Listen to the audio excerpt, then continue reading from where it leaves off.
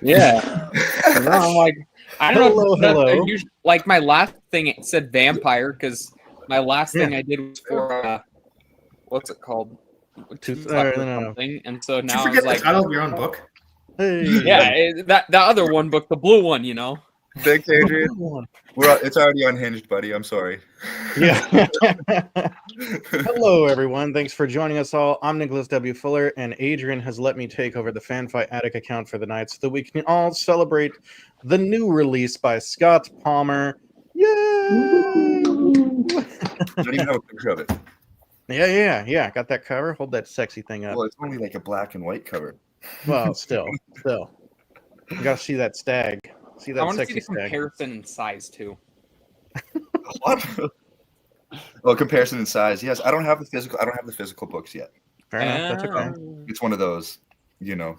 Yes. It's just unfortunately one of those.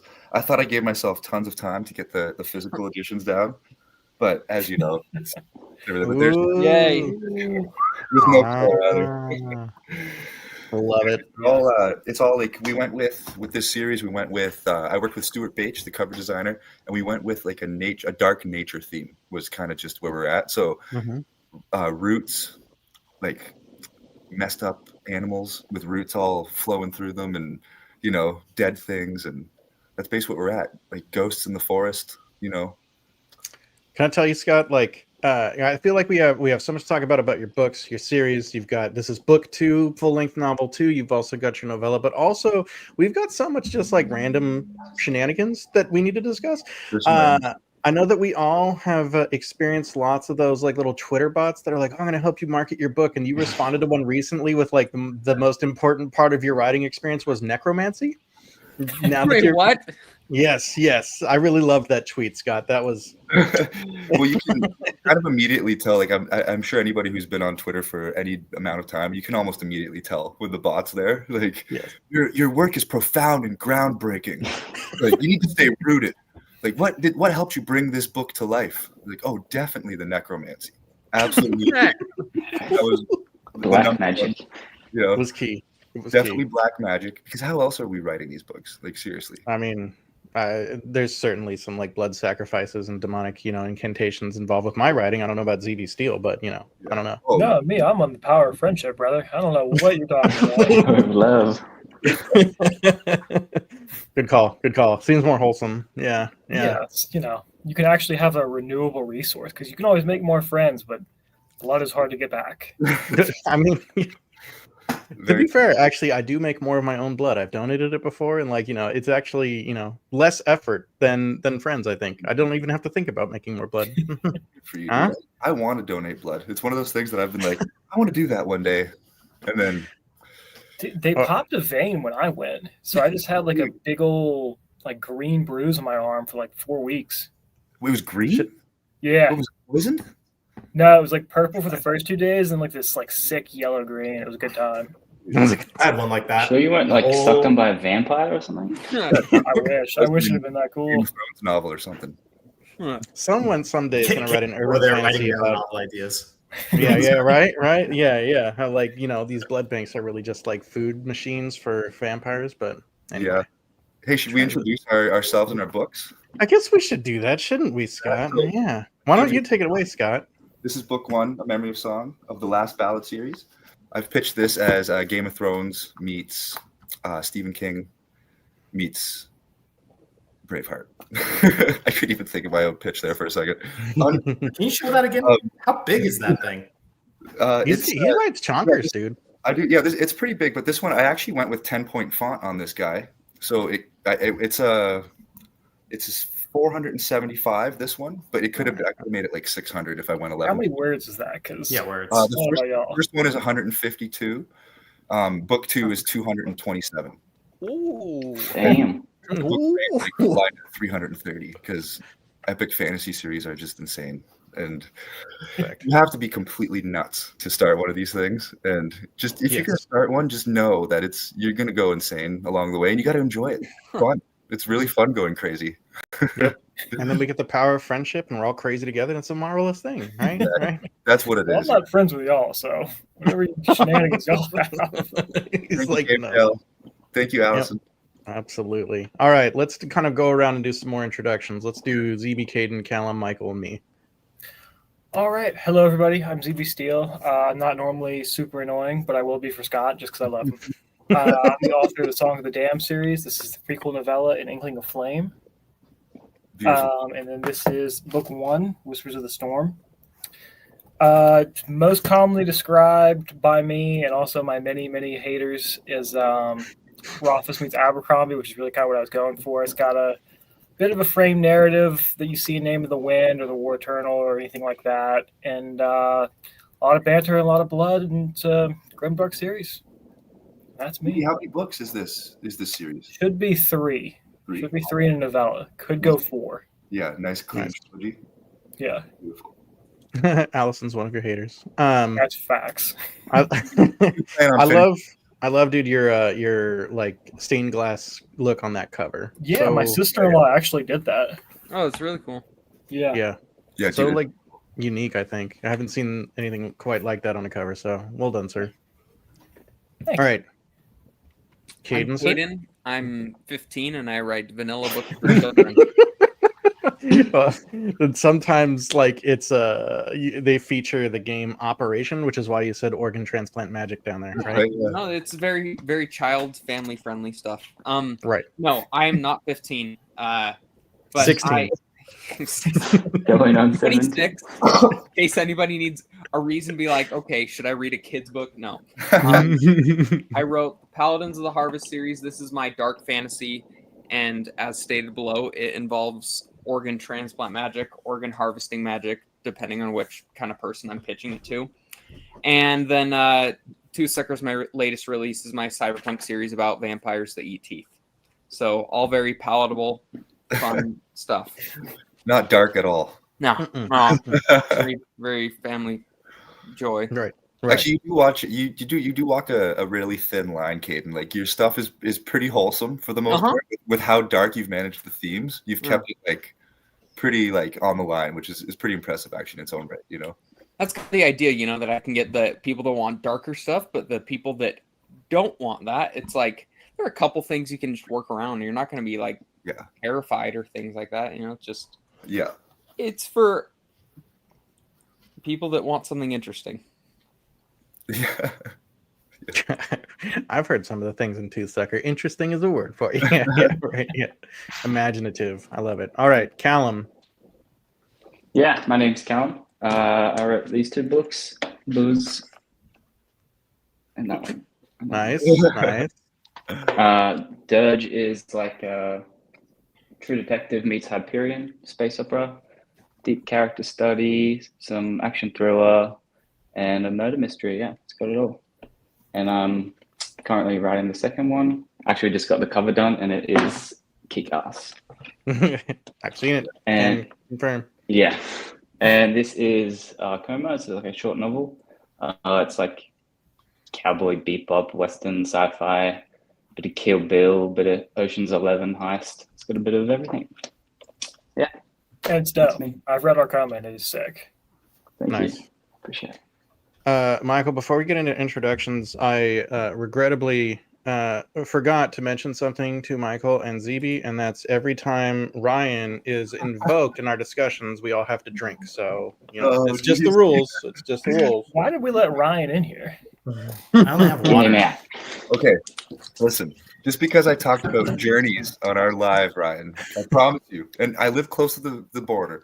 I am a true blue Canadian. I got attacked by a bear this weekend, okay? Let's hear that story. It's supposed to be a moose, bro. Are you right? Yeah, I feel like bears are pretty American. Okay. American or Russian, the movie. We didn't get a moose up there. It is the right to bear arms. I mean, come on, right? Okay, well, if I was wearing Canadian flag underwear and a Mountie hat, that counts as a very Canadian moment. Okay. What kind of bear are we talking about? Oh, ZB, I got attacked by a bear this weekend. Yeah, but if you're wearing underwear and a hat only, I don't know what kind of bear we're talking about is my question. Okay, well, you don't know what Canadian campsites get like, ZB. Wild out here, man. We need to save this for the after hours chat, is all I know. No, it's fine. It's actually it's much more chill. The bear's name was Yogi. He just wanted the picnic basket, you know. Yeah, That's all he was in all after. honesty, a bear came to our campsite, and it was a good awakening moment. I had a whole adrenaline flowing through me that was like parental, because my daughter was sleeping inside, and I swear, like I can write about this now because I completely understand war in a totally new vein, because I was running into a dark wood after a bear in my underwear. There's no way I was going to win this battle, but all I needed to do was get the bear away from my daughter, and I was like, I understand adrenaline in a whole new way. You know, it made me completely fearless in that moment. And my wife and I were laughing. We were like, you would never have done that in a million years. You would have been like hiding, like, but just because this was like, my daughter's here, stay away. Yeah. I mean, you say like you wouldn't have won the battle, but like, listen, you're the one here, and the bear's not. You know, I'm just saying. Like, you're right. He ran away. All those seasons of watching alone, Scott, it's paid off. there's this potential too. I mean, it could just be fiction. Ryan, I saw his eyes. Oh, the eyes of that bear. His eyes were the woods. This is also true. What a great profile. Tired, sleepy, even. I love Like it. I All always right, thank you, talked Kevin. about if I Go ahead. Oh, he's frozen. I would have lost him. Well, all right, we'll get back to Kaden, but while we're waiting for Frozen Kaden to get back to us, Michael, please introduce yourself, sir. Sorry we got distracted by Yogi. wait, was that That's all right. was that my thing freezing? You got frozen. Now you have to wait, Kaden. We're introducing Michael. Oh, Or interrupt in a timely way if I start to bomb. That's also welcome. My name is Michael Michel. I'm author of Dreams of Dust and Steel. Looks like this. Here's book 1, The Price of Power. Here's book 2, A Graveyard for Heroes. Book 3 comes out next January. Ruth Bader Ginsburg meets the song Gin Wars of the Jurchen era. No, I'm just kidding. That's not it at all. Nobody I wasn't even good at like come on, people. Let's see if you're paying attention. I just Everybody's thinking about that. Say it next. No, there are no characters currently inspired by Ruth Bader Ginsburg, but maybe one day. It is Game of Thrones. I just didn't want to be cliche. It's Game of Thrones meets X-Men, and they're pretty fat. Book 2 is a cool 236,000 words. Book 1's a little bit smaller. But yeah, there you have it. I'm just excited to be here and support Scott. He's doing a pretty good job of putting it out there so far, but I might jump back in to ask you some questions, or maybe Nicholas is doing that. I don't know. I don't want to step on toes. But. How is this isn't a trilogy, right? You've got a couple more books lined up in this series? Yep. So it's 5. Huh? It's 5, Oh, right? I thought you were raising your hand, Zach. Yeah, it's 5. It's a 5 book. Yeah. Oh, yeah. 5 books in the I main was going to say, series. the young man in the back, please go ahead with the question. No. Yeah, it's kind of funny. This is kind of the new trend. Like fantasy's really starting to break out of the trilogy mold, I think, right? Especially in the epic vein. And it's just kind of funny to see that like anyone who's diving into, like, if you're comparing it to Game of Thrones, it's like you can't really publish a trilogy. You know what I mean? Because like people expect a certain amount of I think depth these days if you're gonna go that route and compare it to that. But I haven't read yours yet, but it's been on my TBR for a long time, as with ZB Steele's, and everybody's. Obviously we're all in the same boat with how do we find time to read, write, all the things. But sleep. I get a solid 6 books in a year. Yeah. I'm lucky, yeah. Normally I try to sell myself and steal the show, but I gotta say Michael Michel stuff is excellent. It is among the best, if not the best, indie I've ever read. Oh, amazing, dude. That's awesome. You can tell too, you got some really killer reviews. So that's always a good sign. yeah. And you can Thanks, guys. Oh, his head's turning red.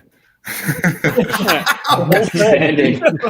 Oh my, I'm swooning over here, Zach, or ZB, or whatever the hell your name is going to be from now on. You can call me daddy, you can call me whatever you want to call me. ZBZ. ZBS? Yeah? No. It's Zed. Oh, what was the question? There's a whole lot of chaos. It's actually ZB. ZB.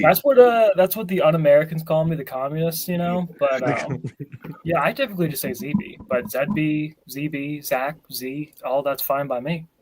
There we go. Whoa, perfect. Dude, we aren't starting a rap group in here. Yeah. He's a poet and he doesn't know it. Yep. Hey, Nicholas. Who are you, buddy? You got a book too, man. Don't be too humble. I've got a book coming. Yeah, my name is Nicholas W. Fuller. I've got a YouTube channel. I feel like people that know me in the space maybe have seen me on YouTube or try to be funny on Twitter. That's probably about it. I've done probably like close to 100 interviews of authors, between most of those on my channel, but a few on other spaces, like something like this. And yeah, going to be having what I kind of half-jokingly refer to as my second debut novel coming out pretty soon here. Definitely going to be doing...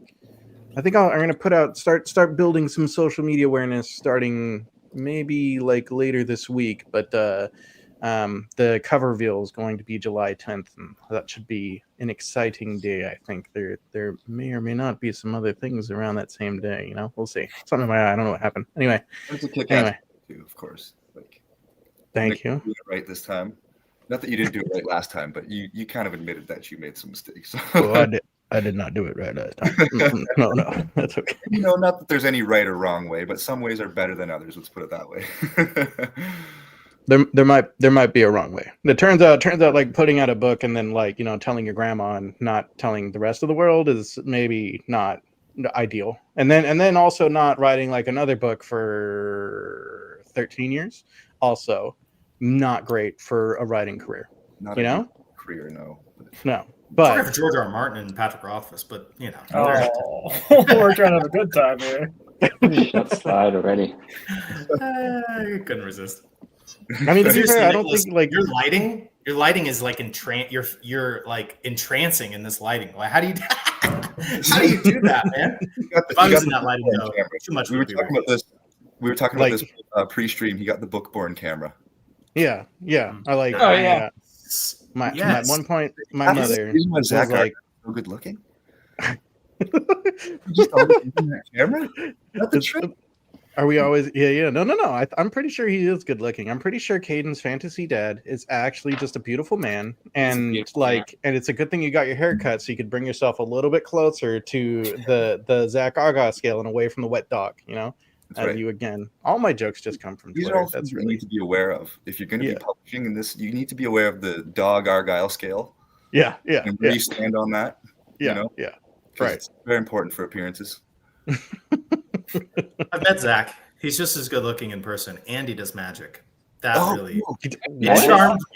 it charmed me hard. He does magic. He can balance like a laptop on his chin and shit. Oh, it's amazing. Wow. And he's a T-ball coach, and like, you know, the guy is just he is a living Ken doll. That's clearly it. It's actually his Captain America shield that he gifted the book. Right. Yes. And he I've seen pictures of him in the Captain America cosplay, and I've seen that, and I've gone, wait, and he writes a book and like all this. It is just not fair. God has favorites, you know.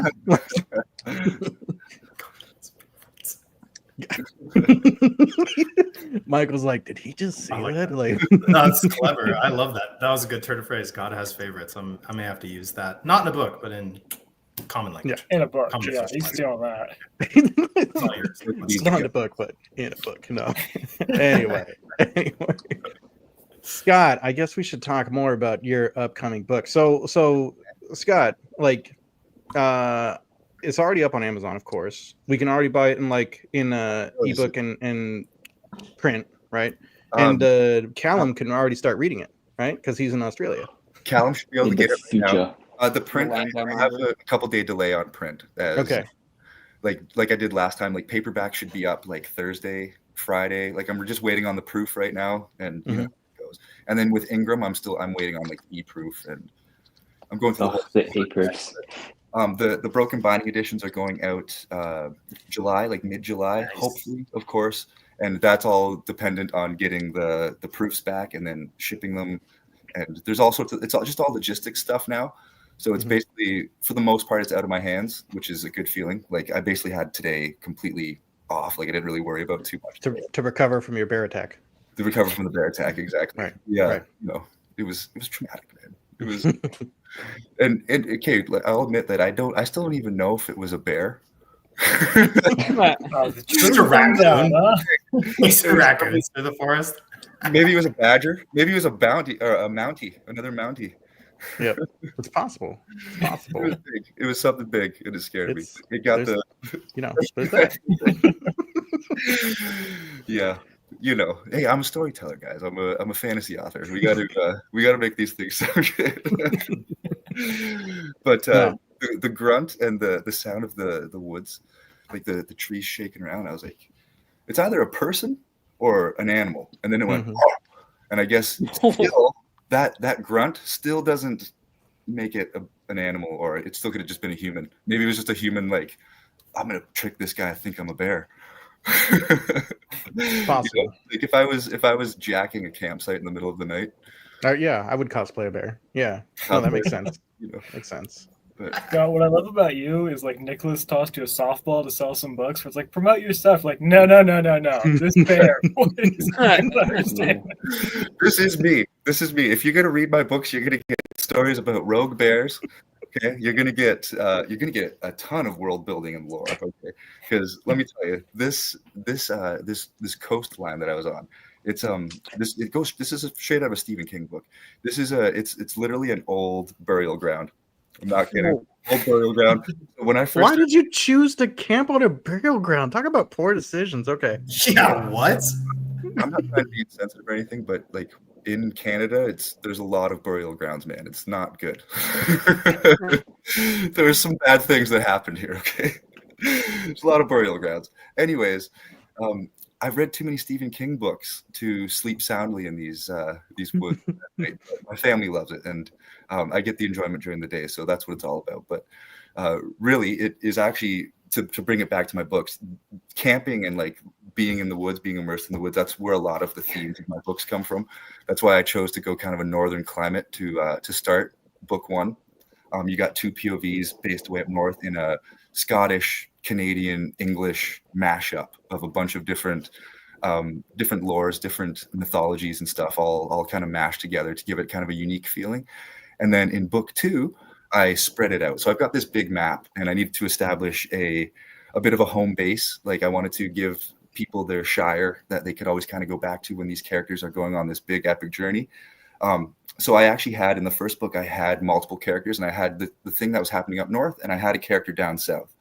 And my editor at the time was like, I think this is just too much. It's going to end up being a 210,000 word book for a debut with a lot of complex themes and a lot of complex world building. Like you got to cut one of these characters.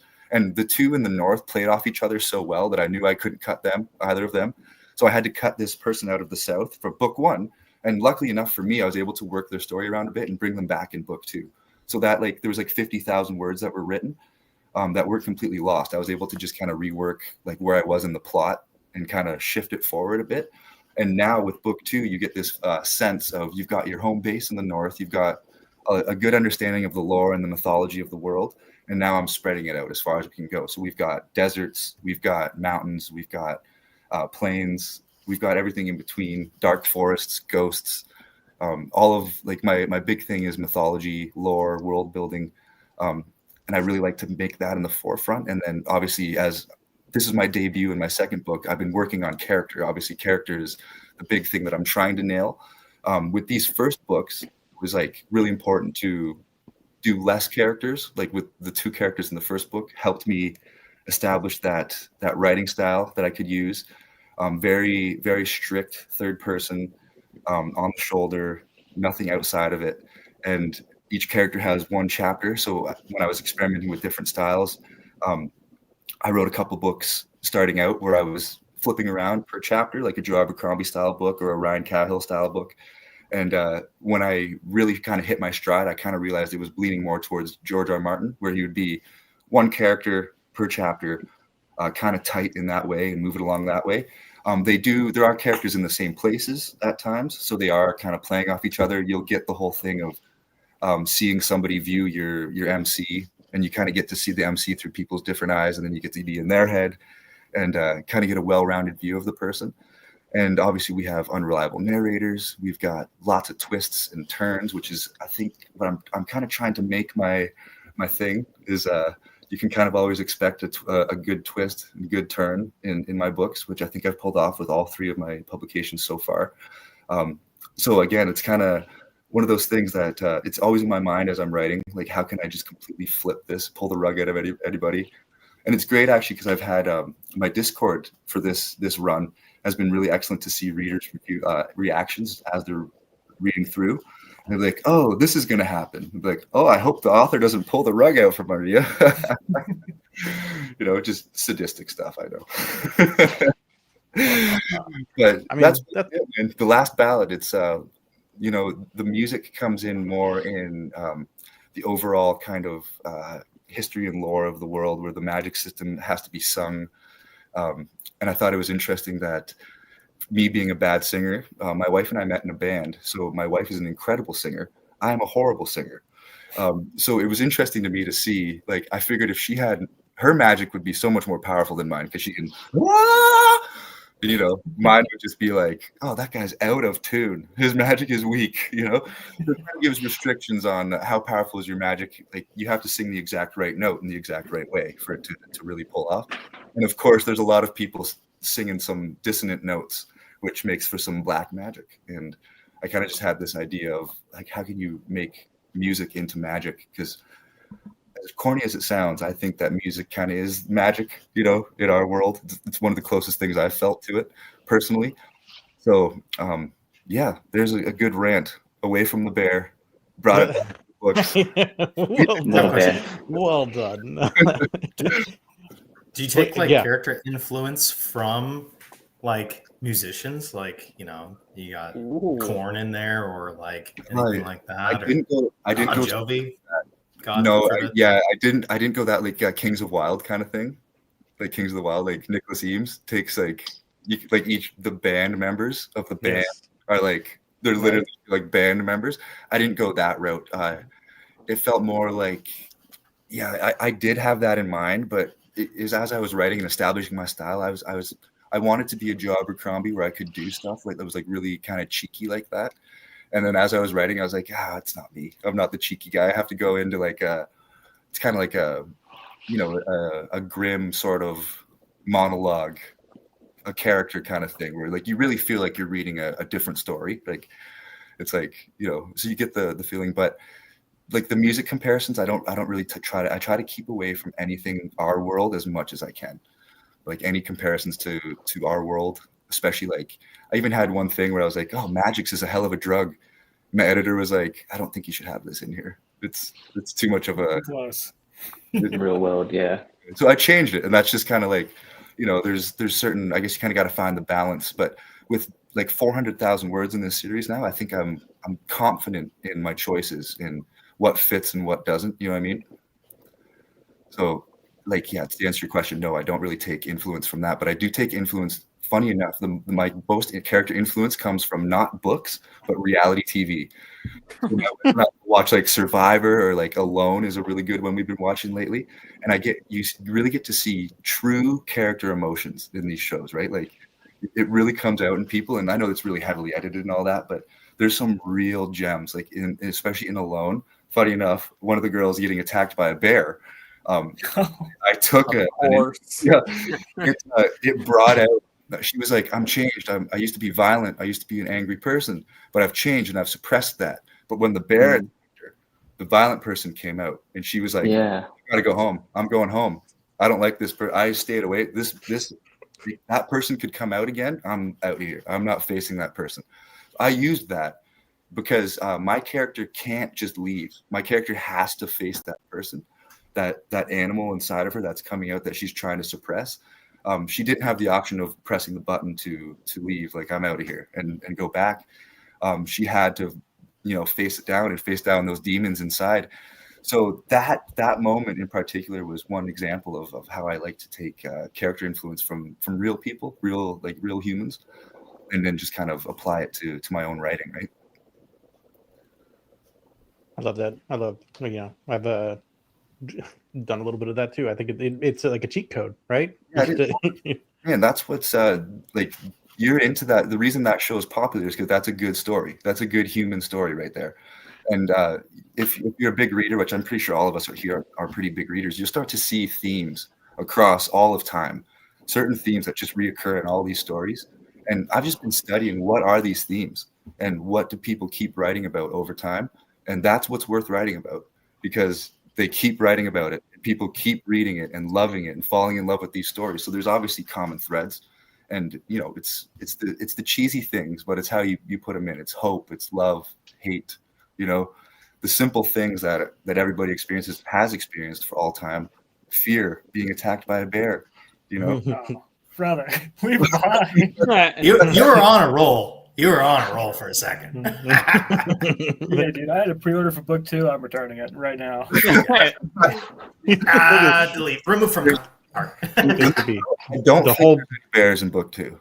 I don't. The third cover better be a bear next. Yeah, right. The third cover needs a bear. There is a house who has bear as their symbol.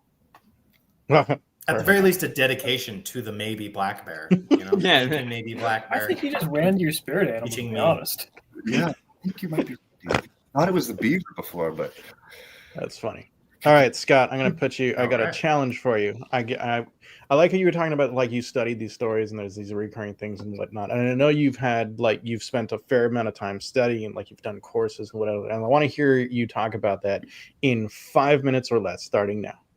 Like writing courses, you mean? The whole, like your writing journey and your studying and everything that you've brought into these stories. I wrote a book. It sucked. I tried to write another book. It was going really badly. And I was like, what the heck am I doing? And I hired a writing coach. And the writing coach was like, this is what you're doing wrong, and laid everything out. And then I was like, oh, okay. And I tried another book, which was A Memory of Song.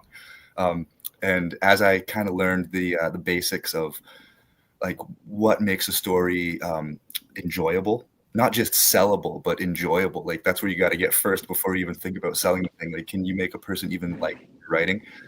That comes from obviously prose style, blah, blah, blah. So in writing A Memory of Song, I think that by the time I had those 2 failures, it was a good thing to have on my back, because I had kind of established the prose style I wanted, which is what I briefly talked about before, whereas there's so many different ways. What do you write in first person? Do you write in third person? Do you write multi-POV chapters? Do you write, you know, specific? And our friend ZSD Monty writes omniscient. In today's, like, it's so like you can really just do whatever. So by the time I got to the writing coach and I started A Memory of Song, I had all those things figured out. I knew how I wanted to tell the story. And I basically just wrote the thing down. Being with the writing coach, I had a ton of feedback from other people, other writers in the group, the writing coach himself. I kind of established like the main things, like I said, with having too many characters, cutting the character out of that first one, getting the whole thing down. And then once I had that book done and I was getting feedback from people, and my writing coach was like, man, you're a really good writer. Like your prose is really beautiful. This story is really good. I was like, okay, this is great. Like, what should I do? Like, get some beta readers, like hire some good beta readers, and then think about editing, right? So I went to Fiverr. I got about 10 beta readers and spent way too much money on it, because I just wanted good feedback. And I got a lot of mixed feedback, which was exactly what I needed, because it taught me to be like, well, this guy doesn't know what he's talking about, and not in a completely still trying to be humble about the whole thing. But you can kind of see like, okay, these 9 people liked it. This one guy says something weird about it. It's probably okay, right?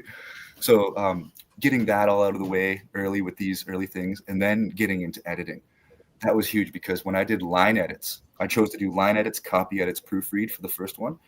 When I did line edits, there was a lot of problems. Like my editor was basically like, whew, okay, and typed me out this giant note and was like, these are all the issues you need to fix. And it was overwhelming at the time. Like, I think if I didn't have the background I did of the 2 failures and the writing coach getting some feedback, it wouldn't have gone well. I think my spirits would have been completely crushed. But in the line edits is when all the magic came out. That's when the story became what it is. I think that before that, it was a husk of a thing. It was just like it was missing a lot of like developmental things that my line editor, luckily she worked with me to add those in, and like really did me a solid in helping develop it fully. And that's when I started putting in the twists and developing a lot of the lore and the character work and all that. And from there, I started reading fantasy trilogies fantasy books, reading first and second books, especially just to kind of figure out how are people doing it, how are they setting it up. And then once I had a really good idea, solid line edits down, went through the last steps of copy edits, proofread, and then we just put it out and sent it out to the world. And hope. No, like, and obviously it's been well received. I generally like just, it seems like you're getting so much good reviews. Are there any like reviews that you've got that really stand out for you, Scott? Yeah, like the good ones are really nice, man. Like I have stopped reading. Like I don't check them anymore just because I don't. If I'm having a really bad day, I learned this from Ryan Cahill. If I'm having a really bad day, I'll just filter the 5-star ones and look at some of them and give myself a boost, because it's like, you know, you're gonna go through days, man. You're gonna have, and I'm sure all of us have felt this. You're gonna see other people just like flying, and you're gonna feel like you're feeling like you're in a rut or whatever. But really, it's this whole thing is cyclical, and it's like the best thing you can do is keep going. Longevity pays off in this game, I think. So it's kind of, I've never really worried too much about.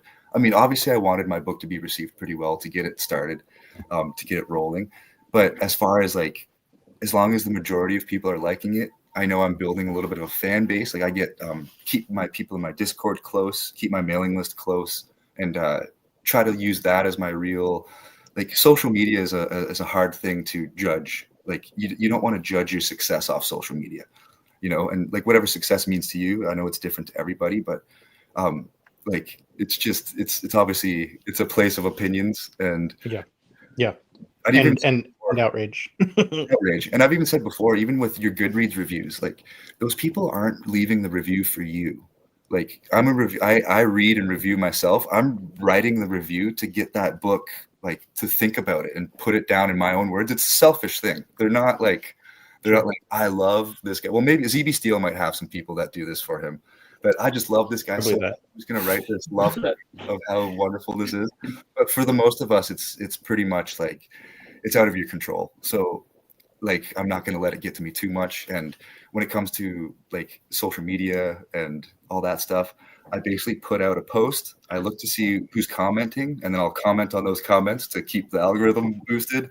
And I don't pay attention to anything else, like, because it's just, there's so many other things. And I think Kaden said this to start off, like when you have a choice between marketing and writing, you're going to choose writing most of the time. Like it's a much more fulfilling act.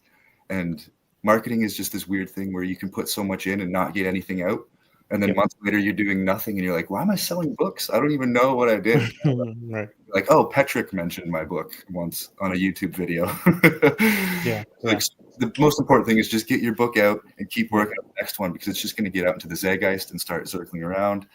And you know, yeah, I hear you, and I love what you kind of mentioned about kind of keeping like the big fans close. So I want to talk about like your Discord that's there, and like I like to peep on your Discord and see your fans going like you know, they were reading your e-arcs and being like, oh my god, you know, that's fun. I want to talk about that a little bit. I want to talk about Broken and Binding editions and what's going to be coming in your Broken and Binding edition for the second book. You know, that's pretty awesome. That's exciting. Right, we talked a little bit about your writing journey, but like briefly, in terms of like reviews, of course, we're on the FanFiAddict channel, and like on your Amazon for A Memory of Song, it says Gwyn fans, time to queue up your next read by FanFiAddict, right? Yeah. And it says this is a stunning debut novel by Before We Go Blog, and of course these are for the first book, but if you guys haven't jumped on them already, you should jump on it. Is what I'm saying. So, want to get that out there. Definitely sounds, from what I've heard, like you're continuing that magic with this second book. But again, different things I want to talk about, but I also don't want to be monopolizing the entire conversation. So I don't know, Michael, ZB, anyone else like have a particular question first? Oh, I see ZB has unmuted. And then Caden's all right. So we'll do ZB and then Caden, and we'll see. Okay. ZB, you first. Sorry. Yeah. He's like, wait, who's ZB? I don't know that person. No. Yeah. Well, you guys have called me so many names behind the scenes that I cannot repeat on air that I just. So, Scott, one thing that I like to ask people, it's kind of a darker question, but what's the closest you've ever been to just, you know, quitting, you know, hanging up your hat and everything? Yeah, for writing, I'll be honest, I've never thought about quitting writing. I've had many days where I was like, I don't want to publish or be an author. Like, I'm just gonna not do any marketing or anything today. No social media, nothing. That happens about once every 2 months. But the writing part is like, I've always been, as corny as it sounds, man, I've always been an artist. Like, from high school on, I was playing in the bands, marching bands, everything. I've always done music, and now it just transformed into writing. So for me, if I wasn't writing, I'd be doing something else that's probably not nearly as productive. So it's just, for me, it was like my wife and I, she understands how I am. I have an obsessive compulsive personality where if I get into a thing, it's hard for me to have a hobby. I basically have obsessions, you know what I mean? Yeah. So I have to choose. I have a rule of 3. I can choose 3 things to do in any given week. I have a day job still, so I have to work my day job. I have to show up for that. I have a family. I have a wife and daughter, so I have to show up for them. I only get one more thing, and it's usually writing. 50 weeks out of 52 a year, it's going to be writing. And I've just recently started taking some time off only for burnout because of the marketing side of things and the author side of things, which I'm sure you'll start to feel it. And that's why it's good to have support, because I'm sure you'll start to feel the burnout as it goes on. I was like, I'm doing great. And then after about a year, I was like, oh man, this doesn't stop. Then it's the next one. And then, you're always wondering, how can I improve? How can I do this or that? But yeah, man, like, it's, for me, I think the writing was always going to stick around. So I don't think I'm ever in danger of hanging out my hat for that. Yeah. Before we jump to Kaden, I have a follow-up question. Yeah. You said 50 out of 52 weeks you choose writing. So 1 week, I'm assuming, is bear fighting. What is the other one? I don't know who's writing this. I just it's not me. It's somebody else in the family. Like, just, Why that guy who's kid has poop like in their shoulder? It's Michael that guy. Yeah. No, yes. It's gonna, as soon as it's gonna be 2 weeks out of the 52 is going to be bear wrangling. Yeah. Okay. All right. I yield my time to Kaden. Thank you for the answer. Because Nick was talking about a couple of blurbs that you got for book 1. Are you putting the same blurbs on book 2, or are there new ones, or people that you're hoping to blurb it? I mean, besides Georgie Martin and people like that. Of course, yeah. I did get our friend David Walters gave me a wonderful one for the cover, which was, it's like it's too good to be true. It's like, it's everything you could dream to have on a cover. I feel like I remember. It's like a monument. I don't even have it. Maybe I have it right here. But for what I've noticed, he said a monumental, unyielding, and gut-wrenching sequel to one of the best debuts I've ever read. Yeah, you're just like small there. You read that, you're like, I'm buying this in book 1 as well. That was pretty good. But one of the things I've noticed for book 2, and I think Michael and I talked about this briefly in chat, is that I've been selling a lot more of book 1. Like, book 2 has not necessarily been selling in the same way that I had necessarily planned for it. I'm not complaining by any means. Like, I mean, obviously these things are always interesting for me to see, like the data. Like, I'm just new to publishing. I don't have a finished series. I only have 1 book. So I didn't really know how it would go. But I figured that I would probably sell around 50% of what I sold of book 1 of book 2, but it hasn't been that way yet. Like, it's been more like 30%.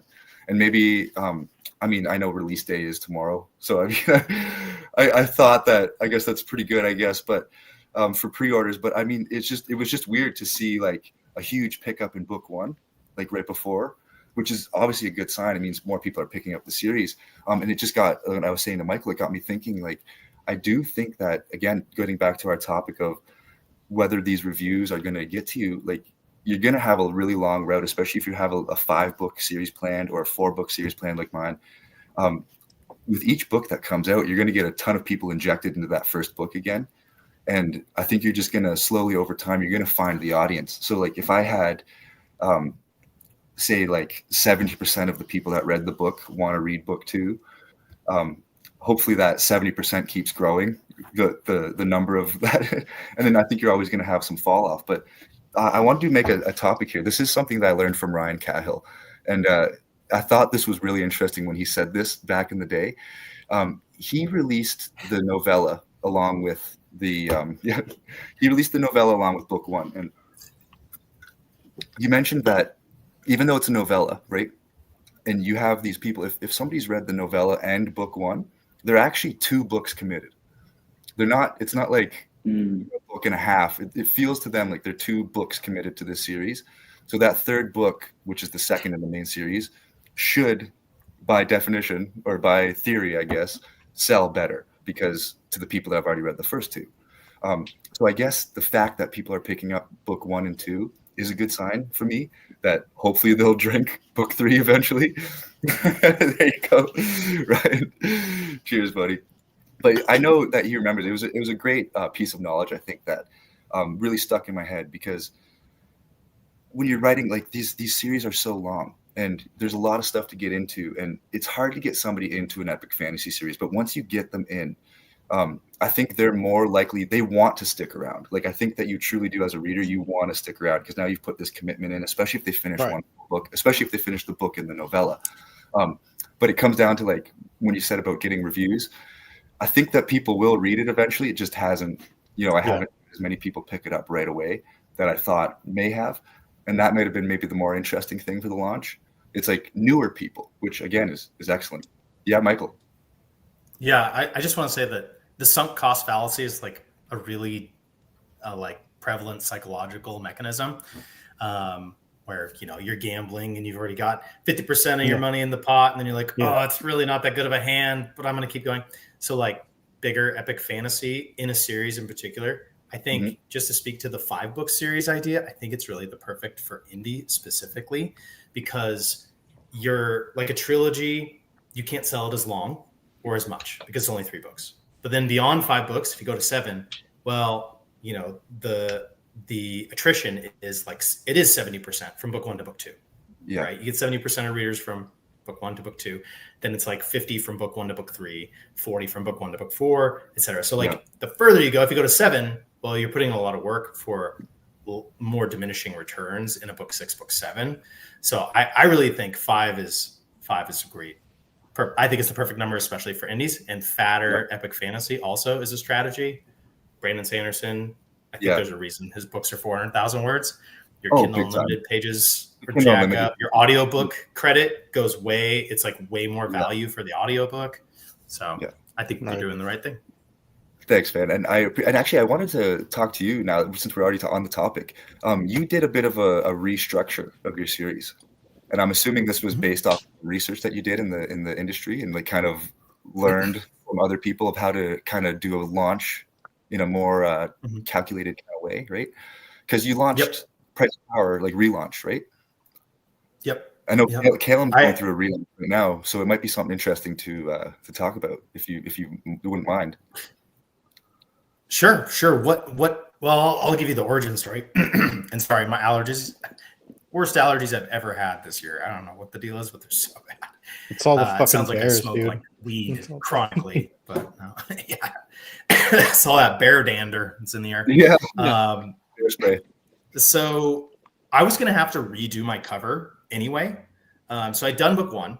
I was getting almost finished with book 2, and I was going to have to relaunch the cover. And it had been about a year and a half.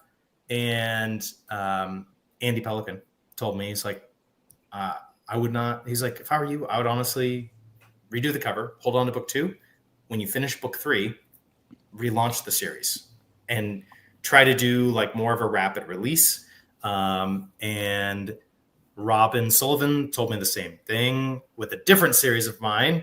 And I asked around, got some different opinions. People are like, yeah, the rapid release can be powerful. But then I had some conflicting information from like Ryan Kyle of like, well, if you do too much of a rapid release, essentially, like that's what you're training your readers to expect rapid release. And I'm not rapid releasing 4 books that are 230,000 words, right? So what I did is I figured out a way with using novellas interspersed to essentially at this point, I have 10 months of releases with 5 different works, relaunching book 1, relaunching novella number 1, and then launching book 2, novella 2, book 3 in January. And that gives me, I'm within the 90-day window, roughly, no matter, if I could stretch it to like 12 months or something, or I don't know the math, 14, I'm bad at math. 15 months. Wow. Don't say anything in the comments, Ryan Cahill, if you're still here, about my math skills. I know you know. They're not good. But what that does is that each time you're releasing something, it's giving you the ability to do a cover reveal, get some momentum and buzz, and Amazon really likes it. Yeah. He's got me. I'm so bad at math. But I also wanted to like make it so that it wasn't just the novels launching within 2 months. So I did like I can do it. It's too good. It's too good. I had to put it up. It's too good. It's pretty good. It's really good. Credit where it's due. He's got me there. If I'm lucky, it's 2 months old. But so I did book 2 within 2 months rather than 3. And then I'm going to do the third book a little further out, but fill in with the 2 novellas. And, you know, it's going well. It's like you said, too, like having launched my second book last Wednesday, way more book 1. Way more book 1.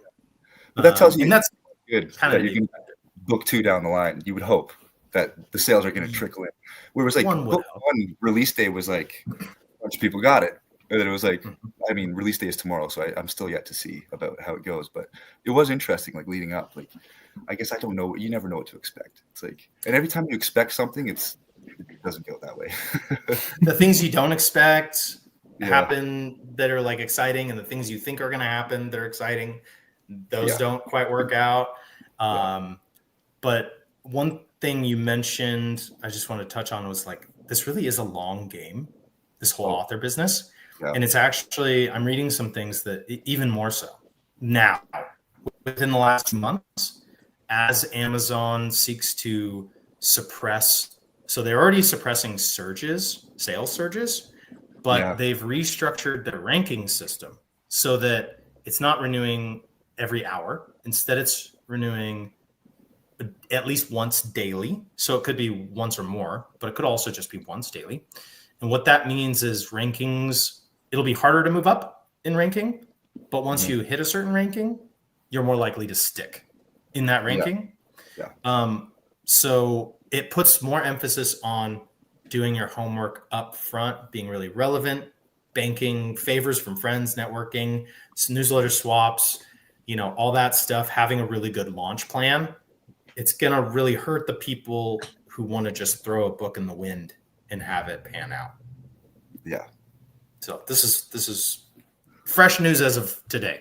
Yeah, but we've noticed that with the sales surges, like anyone doing promotions, like people doing book bubs the last month haven't got any sort of traction from that. Like they just completely like, no, you're not a bestseller. Sorry. Which is like, it's kind of sucks. That was kind of part of the appeal of some of those services. Like it's fun to see your book shoot up. Personally, for me, it went well. I did Book Barbarian and got like number 1 in dark fantasy horror. Yes. With Mankling. So dude, you have like a cult appeal. Well, I So, think like, they're not doing it for the love of the game. Yeah. So like what I mean is like you've established something that is really difficult to establish, is like true fans, like people that are like there for you, you know. So like, that, like you can do whatever you want with a book launch, but that is the most important thing. That hit me like a thunderbolt like 2 or 3 months ago. Where I was like, I have fans. That's a fucking odd statement. And they're showing up for you, man. Like that was the most. Oh yeah, they're the best. Like if you go, hey, can you vote for me in this award, and then they do, and you go, wow, like this is unreal. Because that's really like what else is it for? Like you're gonna have so many people that are like maybe half fans or like whatever, like they'll read your book if it comes out, or maybe they've read a little bit of it, or they want to read it. But then you've got like there's a few people that are like there for you. They're like, I'm going to read everything you write. I want to ask questions about the book. You know, they're talking to you as you're a friend.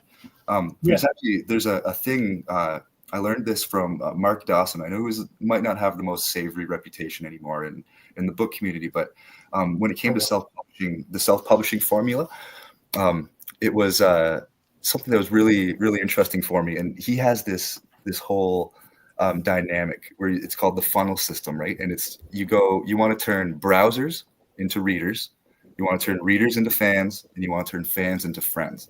And the friends is really what I'm trying to get. Like, those are the people that I want to write these books. I want to build a community.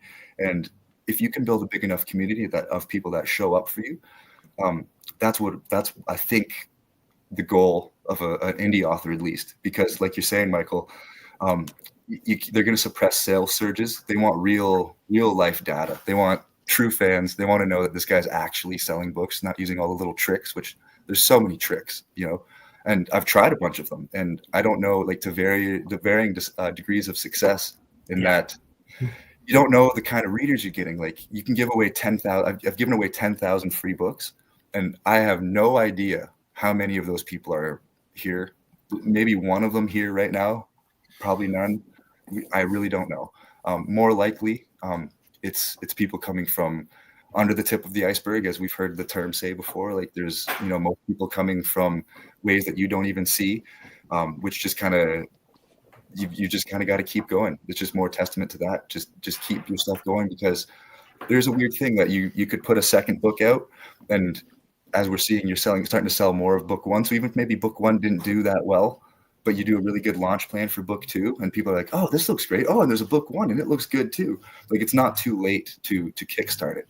And there's so many different groups of readers that it's like, you're never going to exhaust that. Like, you're going to need to finding those different groups and tapping into them however you can,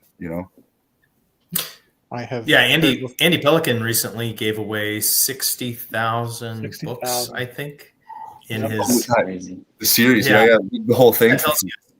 The whole thing for free, which is really just the most baller kind of move.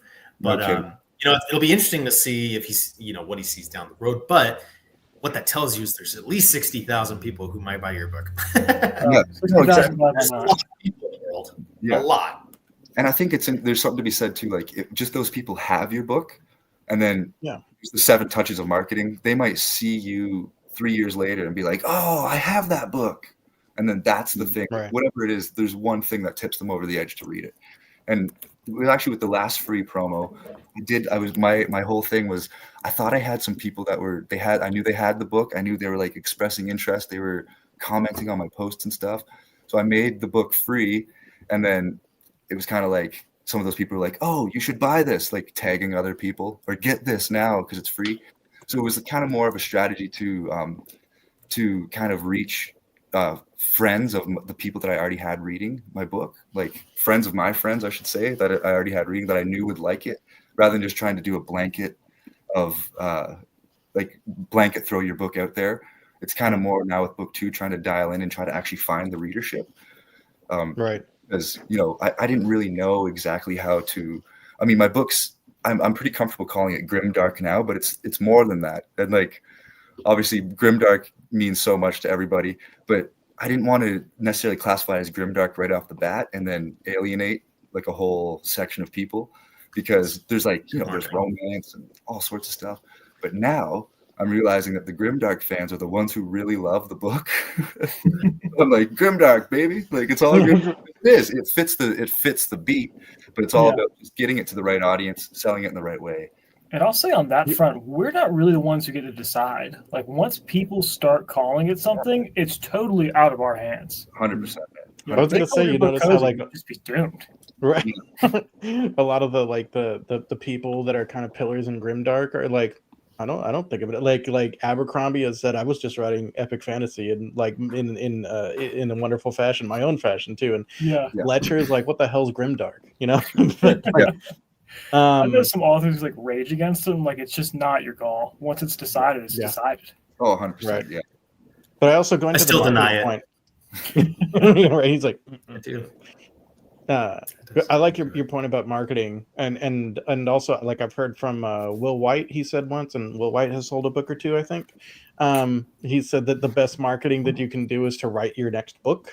But he's also, like, when he was putting out the Cradle series, when each book was about to drop, he would make, like, at least the first, if not multiple, or, like, the whole series up to that point free right before the next book dropped. I think that was a really smart thing to do too. It's interesting. And that was like a 12-book series that he kept building, like, seemed to, like, get bigger and bigger as it kept growing, I think it's a better strategy if you have a much longer series. I think if you're like if we're on, if me and Scott are doing like a book 3 or someone's doing a book 2, like a 99-cent would probably be good for a book 1 with some stacked promos. You could also maybe make it free. I just think you're going to leave money on the table if you do that potentially. But yeah, that's you're the novella free, Scott. No, I did it free like 2 weeks ago to celebrate the 1-year anniversary. Because like you said, Michael, I didn't want to make it free, or I actually didn't even. I chose to not even do discounted launch this time, just because. Good. It's just like I just don't. It's like I have a lot of opportunities to where I do give it away discounted, and if I do it too much, it just loses all like meaning. So like give it away for free a month ago. If I do it 99 cents now, is that really a deal? Like, you know what I mean? Sure. So I don't want to like. It's kind of just is what it is. $2.99 is not very expensive for a book 1. I'm probably going to keep it $2.99 for foreseeable future, and then I'll just jump up. But that's kind of just there's so many different strategies to do it, and I really think it is the best thing to do is, like we've been saying, it's a long game, and as you get going in and you kind of find your stride, you'll find what works for you. You'll find what's comfortable for you. And like for me, this time I didn't book a whole whack of live interviews just because I was feeling really burnt out.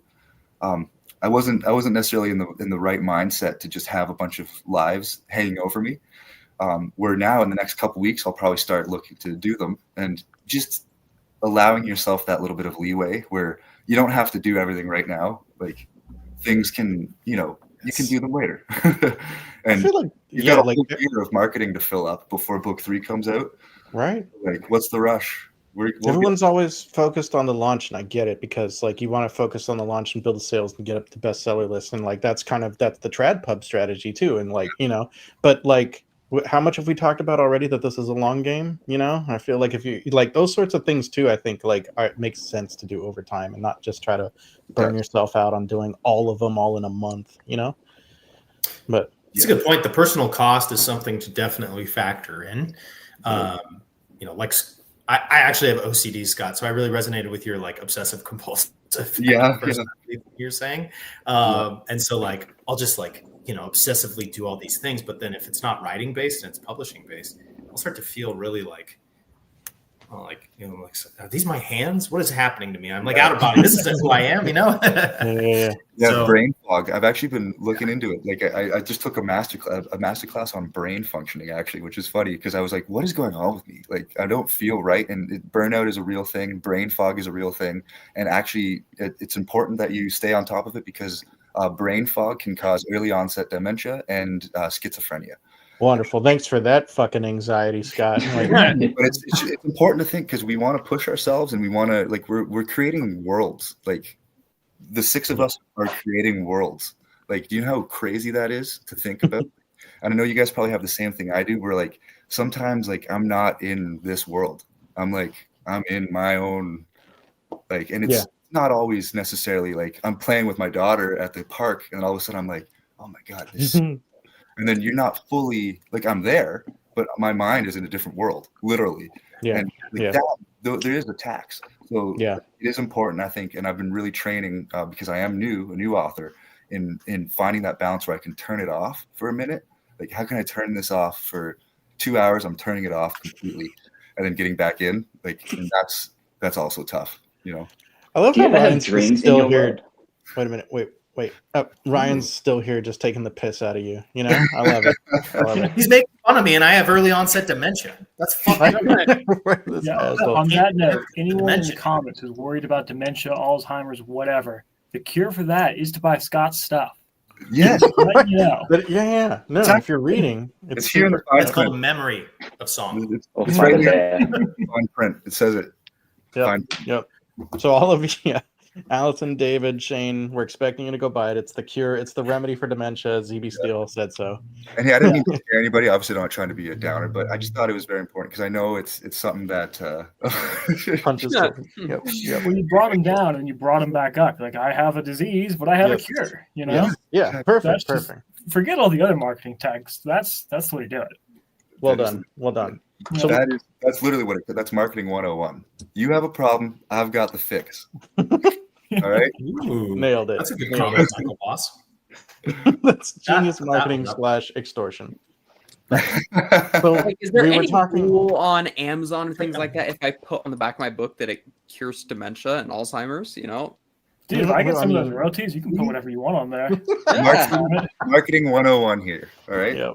This is valuable stuff. So earlier we were talking about fans a little bit too, and we build these worlds and then we get these fans, which is amazing. And so I want to, and we spend a moment kind of going around talking about some of our favorite like fan interactions, and we'll end on this little panel, this going around on you, Scott, and I definitely want to hear, you think of something else, but I also want to hear about your Discord.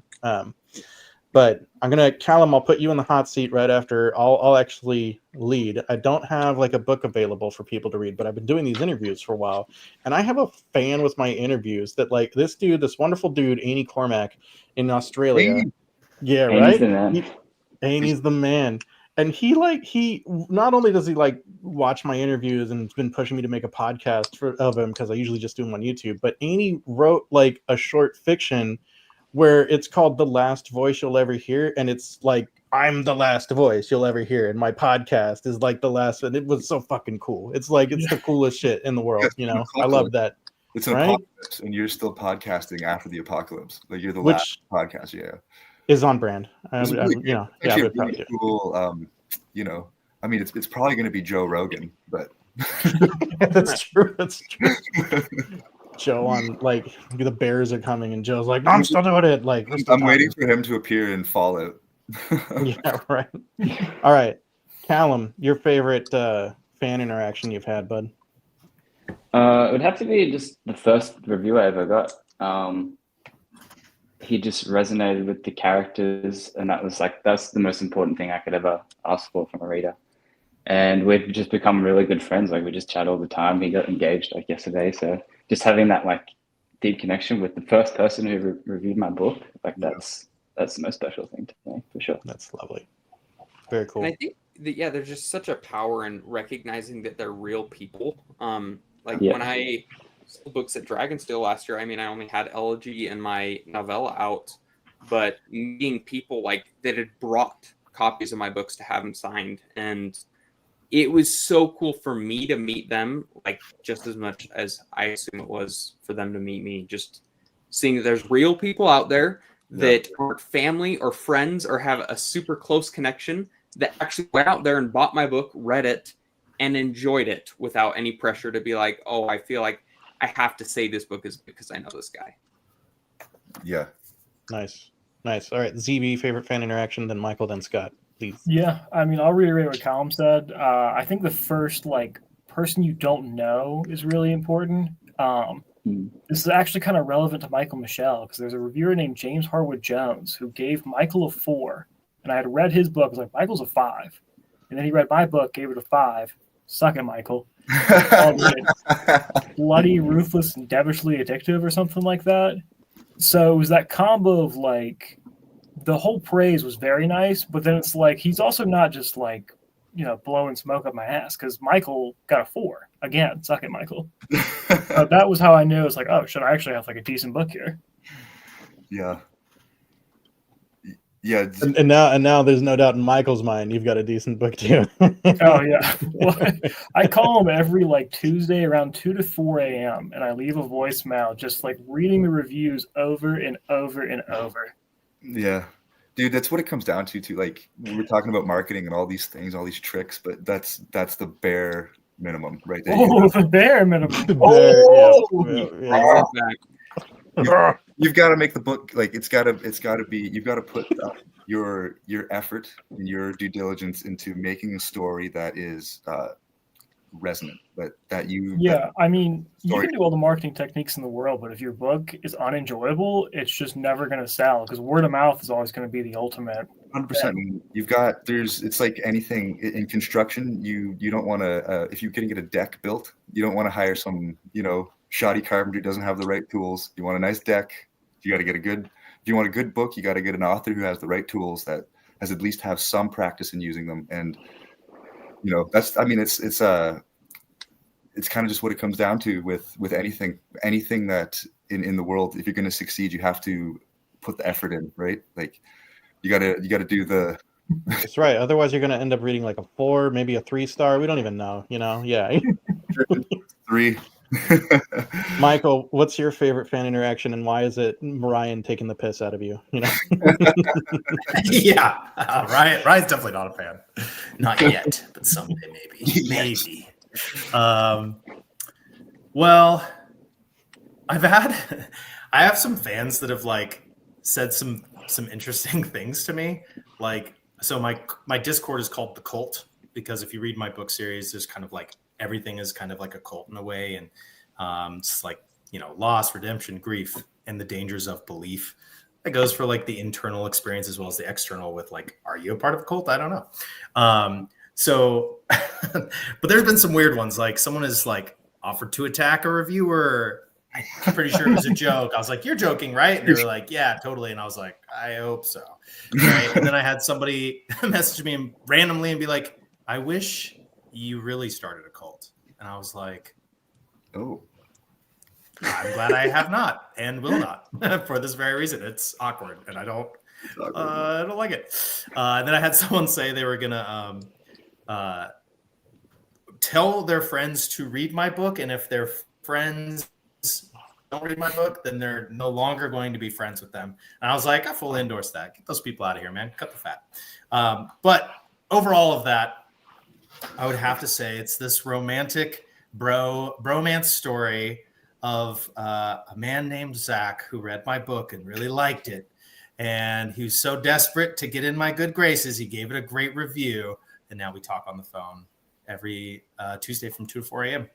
It's mostly him just ranting about how much better he is than me. But, But no, Zach started as a fan and is now like one of my good friends. And let's I'm not go really that far, happy buddy. about that. Let's not go that far. Oh, you can't. I'm like there in my soul here, and he's just shutting me down, motherfucker. If you're gonna be kind to be in public, I gotta shut you down. This is too much. You can't do things like that.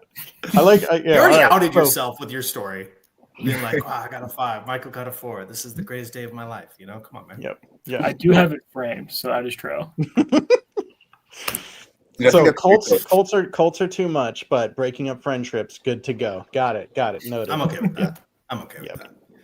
But also just make sure Zach gets some shit too. He apparently I don't know. He's like, you guys, I don't know how to do the hand things. That's pretty good. I don't know. Zach. Dude, I don't know. Zach's over here making a Venn diagram. I don't know what's going on. I'm making an anatomically correct heart, and you guys are making. Yeah. I thought this was a grim, dark little group. Yeah, true. All right, Scott, your favorite fan interaction, and then if it's different, I do want to hear about your Discord and all your fans there, and also maybe you can mention where people can join your Discord. That might be cool. Yeah, actually, I just put the link. It was private for a while because, first of all, I don't know how to use Discord. I didn't know how to use Discord, especially be a mod on a Discord, so I was a little afraid to make it like completely, open for everybody. But I've just been slowly. I made it open to my ARC team at first, and then I've just put a link on my website. So if you go to the mailing list portion of my website, you'll find it at the bottom. But the coolest fan interaction, it's like, it's similar to it's meeting other writers. Like I've had a couple people that have actually told me that they've started writing, like just because I had one person in particular, Josh, who said he saw what Josh Walker and I did in doing the break-ins and starting just to try to get your book noticed in any desperate way you could. It made him feel like he could do it too. He's like, oh, you can just do things. Like, and to me, that's the coolest thing, man, because I've always been pretty like, not necessarily shy, but timid in like trying things. Like I haven't always put myself out there in ways. And this is the first time I've ever kind of really just taken all boundaries away from myself and put myself out there. And it's been interesting to see that you can actually affect people, and you can affect yourself, obviously, and just realizing what you're capable of, and that you can find a new meaning in the world. Like you've got this thing now that before I had many hobbies, but now I've got this thing that is more than a hobby. It's like a lifestyle, and it feeds into everything, that I want to do. And having a person say like they started writing because they felt like they saw me do it and felt like they could do it too was obviously, I think that's probably number one. But in the Discord, it's the coolest thing is just having those people there that, like I said, are that kind of show up for me. Like I know that I say, hey, I've got a launch, I've got these new illustrated editions, and they show up and they're like, we are fans, we love your work. And I think like for me, I've just been really trying hard to give back to them. So I'm like, oh man, they're giving me so much. How do I give back to them? So that's, I think the hardest part is I think trying to find out, you're always going to feel like you're not giving as much as you're getting, I think, for especially those people that are there for you. So those are the coolest, I would say. Just, you know, the inspiration, being an inspiration to somebody is something that I never thought that I would be. So kind of surreal, kind of at weird. least not for anything good, right? Like, yeah, I mean, maybe for bear fighting, but yeah. But, no, that's lovely. That's lovely. I like you were just mentioning that you want to give people back, and give me a perfect segue. I know one of the things that you're kind of sort of giving back to your tight community in the Discord is they get to see like art previews sooner, and you've got quite a bit of art that you commissioned, and some of that's going to go into some special editions, I think. yeah, you know what? This is a really crazy story. You guys might actually get a kick out of this broken binding story. So I messaged them when A Memory of Song came out to ask about doing a signed and numbered run. And they just simply didn't get back to me, which is kind of what I expected because they're very busy. They have a lot of things going on, and they probably get 1,000 customer service emails. I wasn't recommended to anybody. I just went to their website and typed in the normal customer service thing. I had no connections. And they got back to me. It was like, hey, we're willing to do either a small signed run, or you can choose to just stock your book with us if you don't think you can sell the books, like the signed run.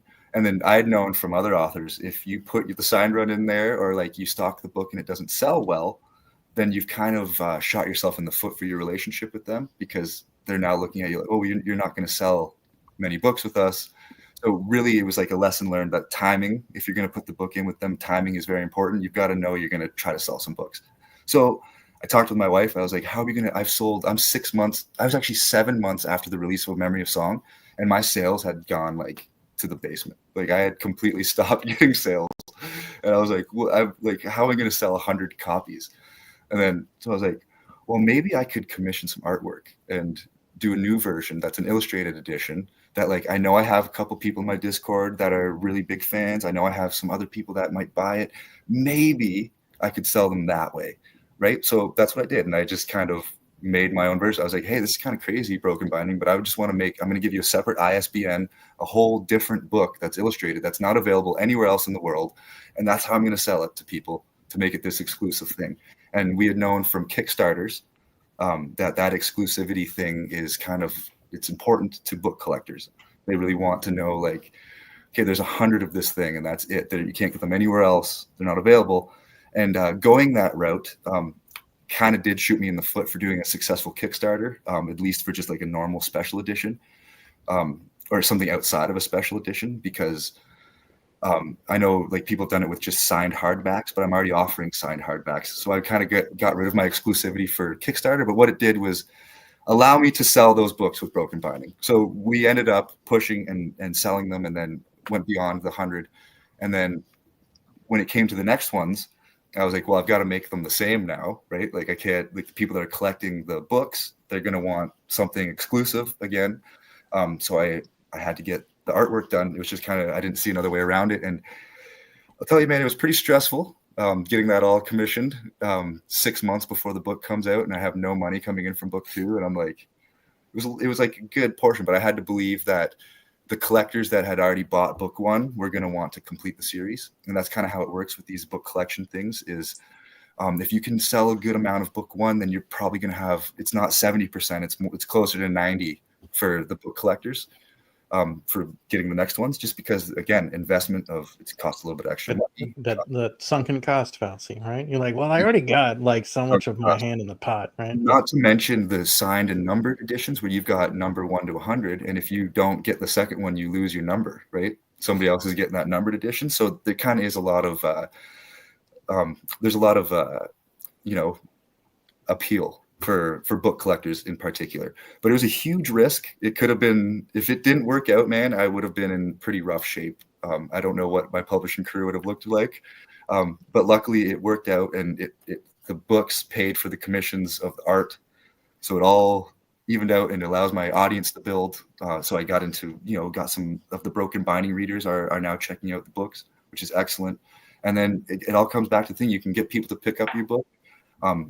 But when they open it to read it, they've still got to resonate with it.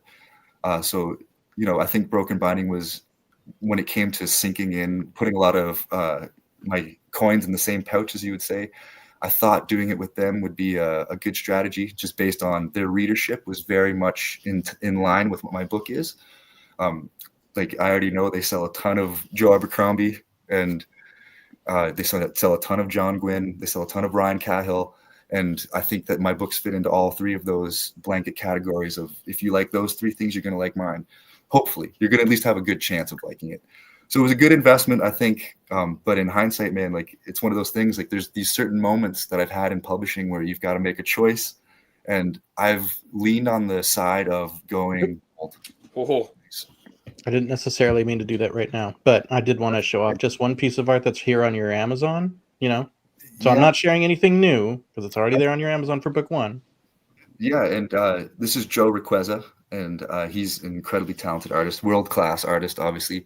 And funny story, I talked to Felix Ortiz about doing a commission for me, like right when the book first came out, and I was like, yeah, it's probably gonna be down the line. He's like, no problem, just message me. And I messaged him. The worst part is like 1 month before I was ready for him, he got the deal to do all of the Malazan books with Broken Binding. And he was like, yeah, I can do it, but it's going to be like a year and 6 months. And I was like, okay, I'm going to need a new artist.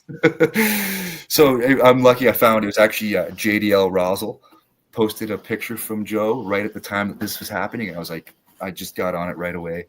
And, these artists, man, it's really cool to see the indie community can really prop these guys up. Like, I should say these people up if they do like really exceptional work, like obviously Joe does. There's a huge market for it. Like it really brings your book to life, and I think it does a lot to sell it. And I've had a lot of people tell me that they picked it up just because of the illustrations. It was the thing that knocked it up. Like, it was already on their TBR, but that's putting it up, And I think that's the game that we're all playing, is how can we move up? You got to get on the TBR, and then you got to differentiate. Yeah. And how can you do that? Well, it's obviously a bunch of different things. Artwork helps. A good launch strategy helps. Getting into a new readership. Like, I know, like, when I first started out, like Twitter was really good for me in networking and connecting. And it was really hard for me to connect on Instagram, where now a year later, Instagram goes way better for me than X, which is interesting to see how the readerships can kind of switch. And there's obviously many other reading pools, but it is interesting to see how can you just tap in, how can you get into them. So go join Scott's Discord, go get his Broken Binding edition, but whoever made the mistake of not getting the next numbered edition, grab those. And also, if you can't get that, then get it anyway, because it's going to cure your Alzheimer's. So you got to go get Scott's books. That's really proven. They also serve as very solid bear protection. All the way. Well done. Only the hardcovers. All right. So, I believe we're coming up on like time that I was told we have. So as we're wrapping up here, chat, I encourage you to do the same, drop in chat. But since really we're all here to celebrate Scott and to celebrate this release, let's go ZB, Kaden, Calum, me, Michael. Let's say something nice about Scott and his release. Let's dig deep. Let's find something. Let's do it. Scott, you're gonna have to sit here and listen to everyone say nice things about you. Yeah, I do have two things. So Scott, you may want to cover your face because you might end up blushing at this. But I just started Memory Song the other day. It's already had like a dialogue exchange that I just found so enrapturingly intense. Where there's a scene that I think about a lot, where it's the Hound in Game of Thrones, and in that bar with Arya with the chicken and all that, and it's just this slow ramping, but like an inevitable collision that really raises the intensity. And within the first 50 pages, Scott has kind of already achieved that level of intensity through dialogue alone. So yeah, I think it's so far it's been great. And then I got to say, Scott is just a fucking adorable, wonderful person. I talked to him many times about deep stuff. I contacted him once, but I kind of had like some blues about some stuff. And yeah, he was just there. So if you're looking for a good book or just want to support a good person, then this is the book for you. Cheers, man. I really appreciate that, buddy. Thank you. It's been a pleasure getting to know you this past few months. Yeah, my beer's empty, so Mine was too. Actually, I just sipped a little warm to the bottom. Gross. It's your release day. Come on. Go sober higher than that. Kaden, Yeah, I just feel the same way.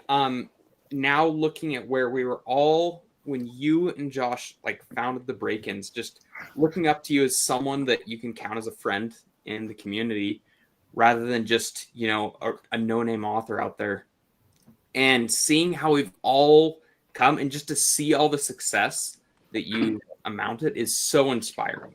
It's just so cool, and you're always like a cheerleader for everyone. You're always so supportive, but you have your own successes that deserve celebration.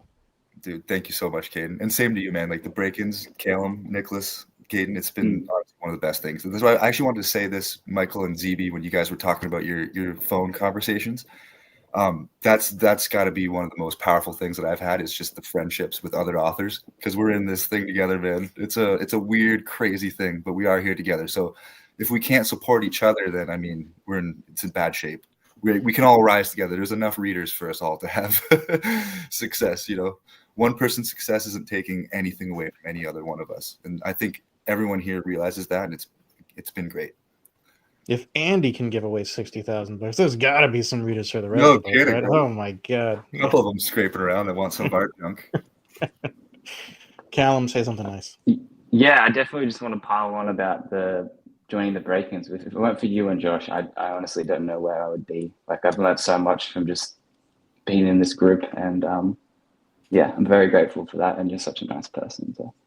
And just one other thing is the novella. I beta read that for you, and it blew me away. I read it like in a day, and I was absolutely gobsmacked at how good it was.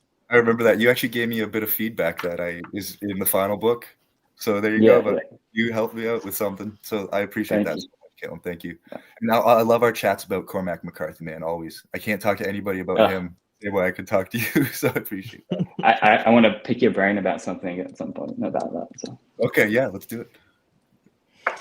So similarly, he says, I'm dubbing myself the Break-Ins caboose with the final release of like all the Break-Ins, but it's a delight. What was that? You're a sweet little caboose. You're sweet little caboose. Much more than that too, man. You've been the little engine that could. But I mean, Scott in particular, you sir, like you, of course, everything you've done with the Break-Ins is wonderful. But just seeing you build your own success through, like, you always say that you're just going to try everything, but like you make stuff work, and you always somehow do it with a smile. Like, even after like getting attacked by a bear, you're like, that was the craziest thing you guys wouldn't believe, like you're always just so like joyous about it all, even when like you just kind of sometimes things don't go the way we want, but you're still with it and still smiling and still taking the next steps. And it's an absolute delight, not only to see, but to be around. And I'm happy for your release and wish you all the success in the world. Dude, thank you so much. Thank you all so much. That was hard, but did make me feel very good. You're not done yet. Michael's got to go. Yeah. Jeez. Save the most awkward for last. Yes. Your presence manages to strike a really evocative balance between very manly and very Canadian. And being very Canadian is about the kindest thing someone can say about you at this point on Earth. Yeah. Okay. So you're just like very Canadian. It's just really nice. I feel safe. Okay. Super safe. And just hearing everybody else talk about you and stuff, and also just listening to you talk about your book and your experience and like some of the things in your world. I haven't read your book yet. However, I'm more intrigued now for sure. Yeah. Because it just sounds like we have a lot of similar influences, and also the way you did your world, and even cutting character from book 1 to put into book 2. Like I would love to talk to you about this all at some point. And maybe you and I are the next Michael and Zach, and maybe I upgrade. Maybe I'm going to upgrade from Zach to you as a friend, and we'll just cut him out. This is a horrible pitch, brother. What I hear is Michael saying, Scott, please call me at 2 a.m. I need some new voices. Or really any other time would be preferable to 2 a.m. I mean, this is the reason for the upgrade. He's like wakes up out of his sleep to do it. He's not even like on a different time zone. Well, I mean, it's just Coke and enthusiasm, really. I don't do it out of habit. I do it for the that's how Scott chased the bear through the woods. That's right. Inspired by Stephen King. Yeah, that's right. Yeah, that was I was wondering how long it would be until we got to Cocaine Bear, but here we are. We're at the end. All right. Well, yeah. Scott, this has been delightful. Again, wish you all the success. Tell the folks where they can find and follow you online and go and where they can get their Dementia Cure. Yeah, okay.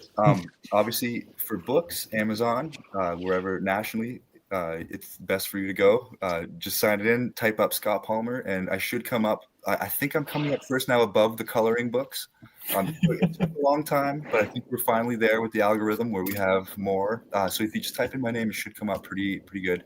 And then obviously, if you go to thebrokenbinding.co.uk and you go to the fantasy section or the signed section, you'll find the latest 2-pack of the novella and the book 2, which is available. Both are illustrated and exclusive, not available anywhere else in the world. Also, a Memory of Song exclusive illustrated edition is still available on their website. They're all in pre-order right now. We ran out of stock, so all the stock is going to be going at the same time in mid-July, whenever the proofs are all accepted by me and the logistics of it all works out. But paperbacks are coming out on Amazon probably Thursday or Friday, but the ebook is available worldwide at midnight, already available in Australia. So we should be good to go. Nice. Let's do it. Thank you, everybody, for joining me. It was an absolute blast. And pleasure to get to know and Michael a little better. We haven't talked yet, so it was an absolute pleasure. Pleasure seeing Kaden, Calum, and Nicholas, my buddies. Always. Yep. So, pleasure being here. Yes. Thanks for having me to celebrate you. Oh, thanks for coming, man. I appreciate it. I sign off a lot of my lives in the same way. Even though I'm on, FanFiAddict, I'm going to do it here too. So Scott, Michael, ZB, Kaden, Calum, everyone in the chat, anyone that's watching later, thank you for being here. You're all awesome. And if no one's told you today, you're an absolute legend.